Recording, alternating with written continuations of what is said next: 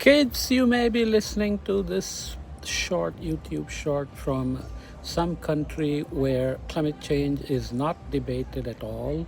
Everybody believes in it, and the government believes in it, and the government is trying to do something about it. But some countries have been struggling with climate change and global warming for a while. Why is that? Not always easy to figure out, but if you look at the US, Lyndon Baines Johnson was the president in the 1960s, and in 1965 he admitted that human beings were burning fossil fuels and changing the composition of the atmosphere. He didn't do much. Obviously, he was looking at Charles Keeling's data. And then came Richard Nixon from the other party, and he started something called the Environmental Protection Agency, which focused on pollution and so on, and not so much climate change. And the debate still continues. Is carbon dioxide a pollution, or is it something else?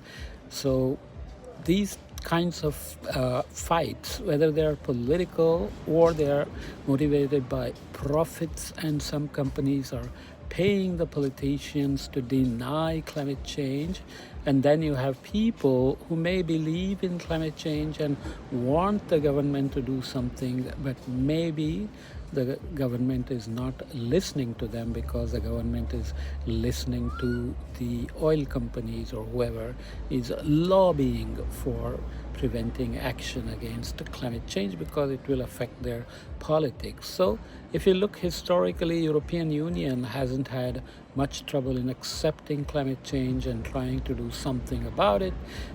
Even countries in Asia like India and China do not debate climate change at all. They're all trying to deploy renewable energies, and they want energy independence. So they're not always fighting against climate change, but whatever they do may have lots of co-benefits for climate change in terms of reducing emissions and human impacts and so on.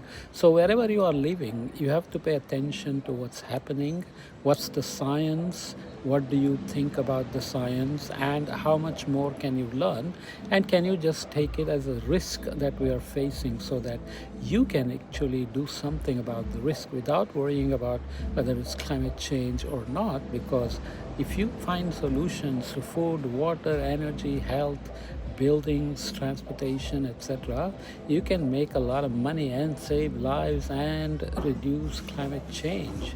So it's a win-win situation, and no need to debate too much, right?